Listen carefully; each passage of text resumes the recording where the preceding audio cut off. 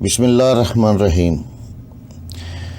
خالد بن ولید رضی اللہ تعالیٰ عنہ ایک ایسے صحابہ رسول کی داستان ہے جس نے اسلام قبول کیا تو آپ جناب حضور اکرم صلی اللہ علیہ وآلہ وسلم نے سیف اللہ یعنی اللہ کی تلوار کے خطاب سے نوازا۔ آپ چند ہزار مجاہدین اسلام کے ساتھ نکلے اور لاکھوں کی دشمن فوج کا مقابلہ کر کے اسلام کا پرچم کریا کریا نگر نگر سر بلند کیا۔ آپ کے نام سے اسلام دشمن قوتیں گھبرا جایا کرتی تھی۔ آپ جس ملک پر بھی حملہ کرتے وہاں فوجیں دوڑ جایا کرتی تھی۔ آپ کو ہمیشہ اللہ تعالیٰ نے عزت بخشی، آپ فتح یاب ہوئے، آپ کا نام ہمیشہ سنہری حروفوں میں لکھا گیا۔ تو آئے چلتے ہیں خالد بن ولید کی کہانی کی طرف۔ یہ ناول، یہ داستان ایمان فروز ہے۔ تو آئے چلیں۔ خالد بن ولید رضی اللہ عنہ، قسط نمبر 87۔ خالد رضی اللہ عنہ نے شہر کے ارد گرد اپنا حکم پہنچا دیا کہ تیر اندازی روک لی جائے۔ کچھ دیر بعد شہر کا دروازہ ایک بار پھر کھلا۔ بہت سے سپاہی بڑی موٹی لکڑی کا ایک 5-6 گز چوڑا اور بہت لمبا تختہ اٹھائے باہر نکلے۔ تختے کے ساتھ رسے بندھے ہوئے تھے۔ انہوں نے تختہ خندق کے کنارے پر کھڑا کیا اور رسے پکڑ لیے۔ پھر یہ تختہ آہستہ آہستہ خندق پر گرنے لگا اور اس کا اوپر والا سرا خندق کے باہر والے کنارے پر جا پڑا۔ یہ پل تھا جو شیرزاد اور اس کی فوج کے گزرنے کے لیے خندق پر ڈالا گیا تھا۔ سب سے پہلے جو گھوڑا باہر آیا اس کی سج دج بتاتی تھی کہ شاہی استبل کا گھوڑا ہے۔ اس کا سوار بلا شک و شبہ حاکم سابات شیرزاد تھا۔ اس کے پیچھے اس کی بچی کھچی فوج باہر نکلی۔ پیادے بھی تھے، سوار بھی، ان میں زخمی بھی تھے جو اپنے ساتھیوں کے سہارے چل رہے تھے۔ وہ اپنے مرے ہوئے ساتھیوں کی لاشیں جہاں تھی وہیں چھوڑ گئے تھے۔ یہ شکست خوردہ فوج ماتمی جلوس کی طرح جا رہی تھی اور مسلمان خاموشی سے اس جلوس کو دیکھ رہے تھے۔ کسی نے ان کا مذاق نہ اڑایا، ببتی نہ کسی، فتح کا نعرہ نہ لگایا۔ خالد رضی اللہ عنہ گھوڑے پر سوار ایک طرف کھڑے دیکھ رہے تھے۔ وہ تھکے ہوئے نظر آتے تھے لیکن چہرے پر فتح کی رونق اور زبان پر اللہ کے شکرانے کے کلمات تھے۔ یہ جولائی سن 633 کا ایک دن تھا۔ جب آخری سپاہی بھی نکل گیا تو خالد رضی اللہ عنہ نے مجاہدین کے آگے آگے شہر کے دروازے میں داخل ہوئے۔ آگے شہر کے امراء اور دیگر لوگ دست بدستہ کھڑے تھے۔ شہر کے لوگوں کا شور و گل سنائی دے رہا تھا۔ اس طرح کی آوازیں سنائی دے رہی تھی، وہ آ گئے، مسلمان آ گئے، بھاگو، چھپ جاؤ۔ خالد رضی اللہ عنہ گھوڑے سے اترے۔ انبار کے امراء وغیرہ نے انہیں تحفے پیش کیے۔ شہر کے لوگ ہم سے کیوں ڈر رہے ہیں؟ خالد رضی اللہ عنہ نے امراء سے کہا، انہیں کہو کہ ان پر کوئی الزام نہیں، ہم نے شہر کو فتح کیا ہے، شہر کے لوگوں کو نہیں۔ انہیں کہو کہ ہم امن اور دوستی لے کر آئے ہیں۔ ہم جزیہ ضرور لیں گے لیکن بلا وجہ کسی کی جان نہیں لیں گے۔ ہم کسی کی بیٹی پر اپنا حق نہیں جتائیں گے، کسی کے مال و دولت کو ہاتھ نہیں لگائیں گے۔ ہم صرف ان کے مال و اموال کو اپنے قبضے میں لیں گے جو ہم سے شکست کھا کر چلے گئے ہیں۔ جاؤ اپنے لوگوں کو ہماری طرف سے امن اور سکون کا پیغام دو۔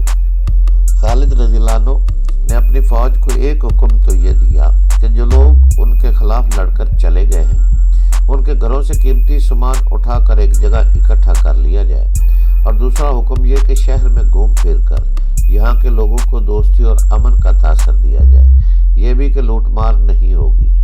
شہر پناہ پہ گرد اتر رہے تھے۔ وہاں آتش پرست سپاہیوں کی لاشیں پڑی تھی، شدید زخمی بے ہوشی کی حالت میں ادھر ادھر پڑے ہوئے تھے۔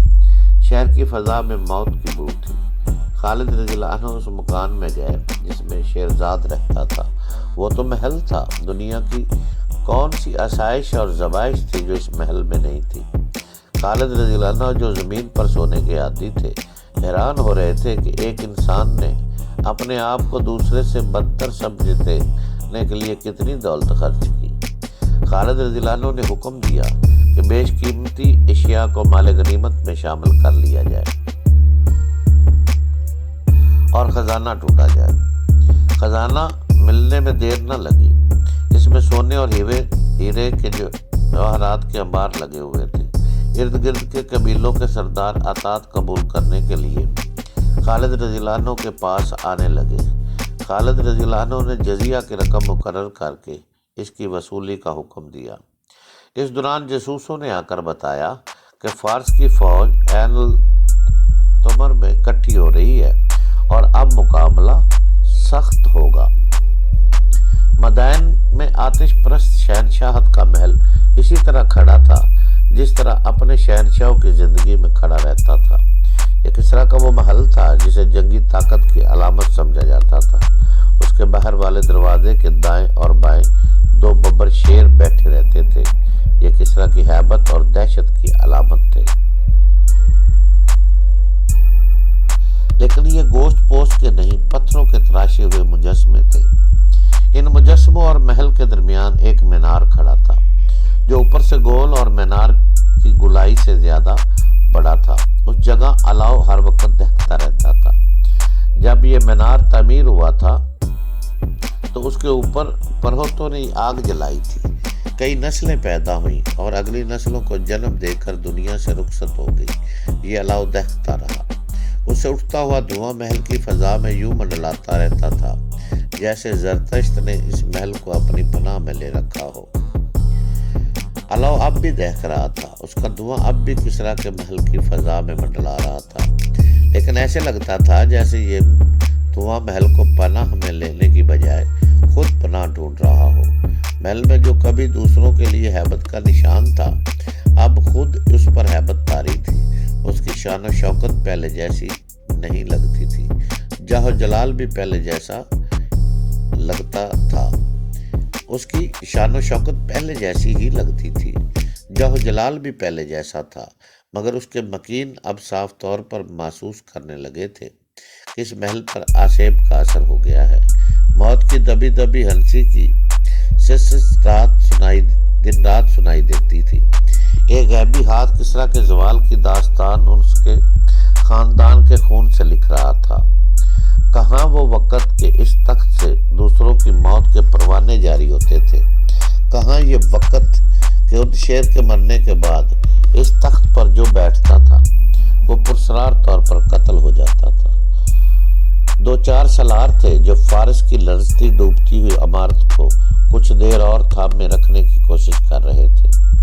ایران کی نوخیز حسینائیں اب بھی اس محل میں موجود تھی، مگر رقص کی ادائیں نہیں تھی۔ ساز خاموش تھے، نغمے چپ تھے۔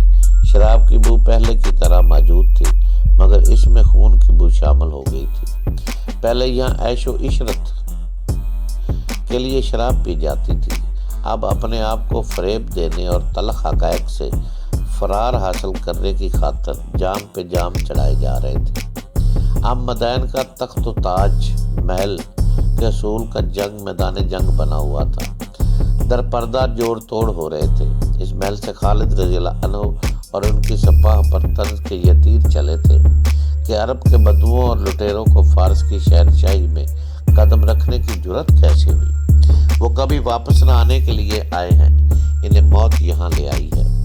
مگر اب فارسیوں کو خود اپنی شہنشاہی میں قدم جمائے رکھنے کی جرت نہیں ہو رہی تھی۔ دوسروں پر دہشت طاری کرنے والے تخت و تاج پر خالد رضی اللہ عنہ کی اور مدینہ کی مجاہدین کی دہشت طاری ہو گئی تھی۔ مدائن میں اب شکست اور پسپائی کے سوا کوئی خبر نہیں آتی تھی۔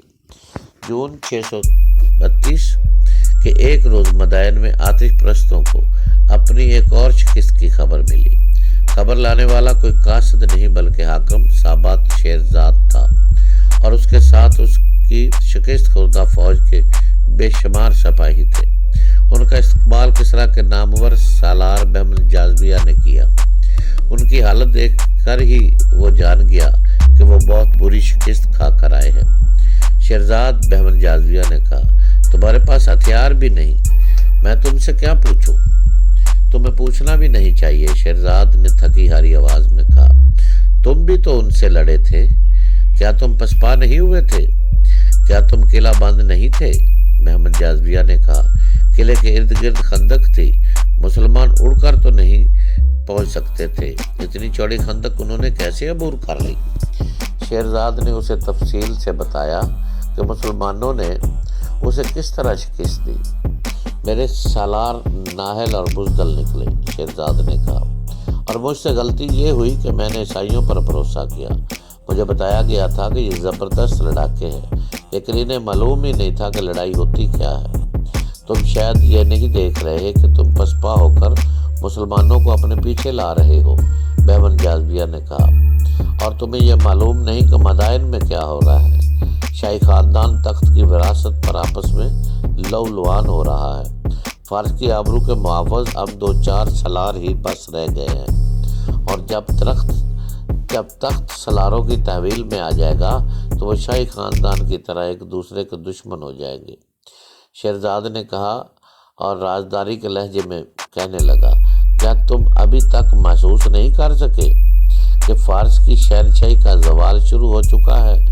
کیا ہمارا سورج ڈوب نہیں رہا؟